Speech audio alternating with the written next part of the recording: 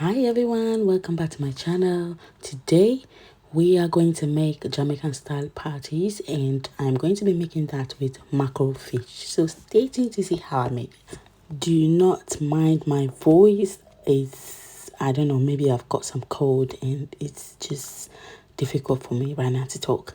So guys, these are the ingredients that I will be using.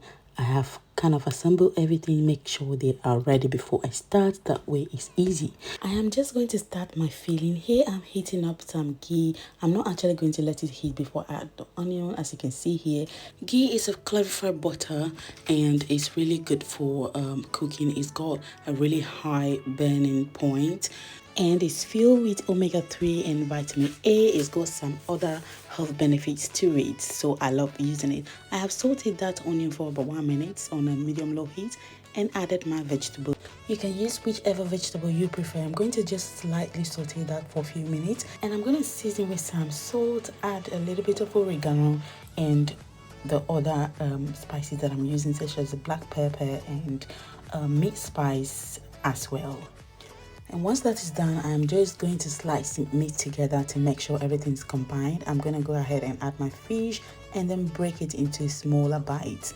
And then I'm just going to leave it on the heat for about 3 to 4 minutes. And that's it really. I don't need to do much about it. I'm going to leave it to cool afterwards.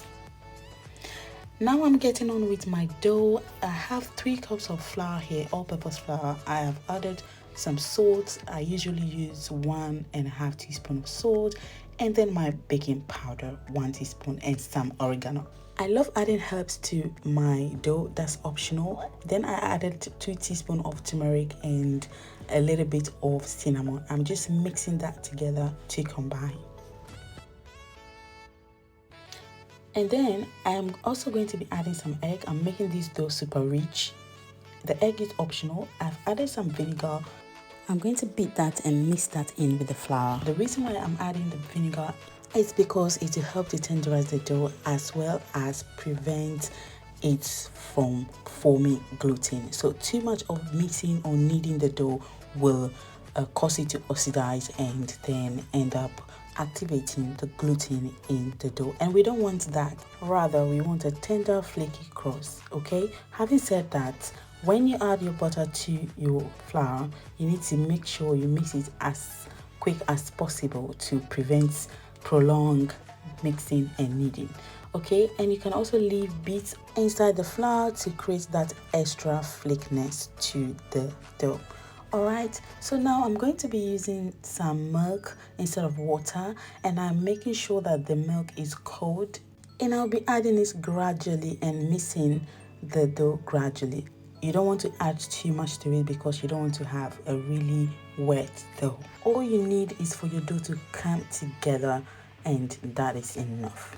So I'm just doing that here, and I am molding my dough. As you can see, it's not too dry and it's not too soft. Okay, so this is it. I'm going to pop it in the fridge for about 30-40 minutes because again, you want it to be cold before you use it. So getting back to my filling, this is how it's looking. So I'm just going in to add some mayo, and that is optional again. So I'm going to let that cool completely before I start using it.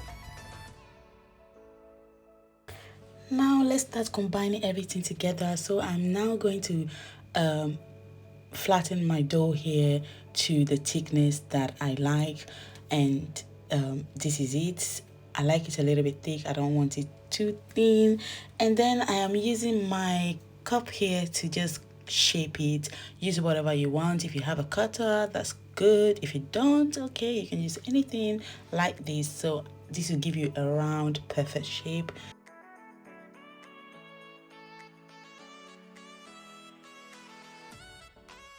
And this is it. Look at how it's looking round and perfect. Now I'm going to go in and start filling it. This is the thickness that I wanted. You can roll it as thick or very thin. It's up to you.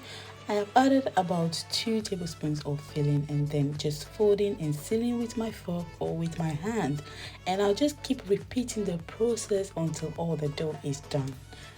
While I'm doing that though, I have preheated, or I am preheating my oven so that it's just right for me to use.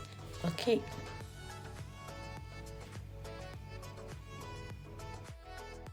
This is it, guys. I'm just going to make some hole or poke some hole on it, as you can see.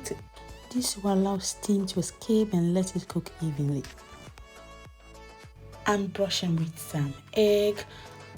Ideally, you need to use egg yolk, but I don't like to waste the egg, so I'm using all of it. It will still give me the result that I wanted. And now I'm going to pop it in the oven and bake for 20 minutes on 200 degrees. Okay. So this is it, guys. It's all done and it's looking beautiful and it's flaky. It's super delicious.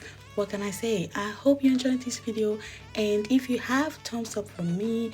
And also, if you haven't subscribed to this channel already, please do and support. Thank you so much for watching, and bye bye for now. See you in the next video.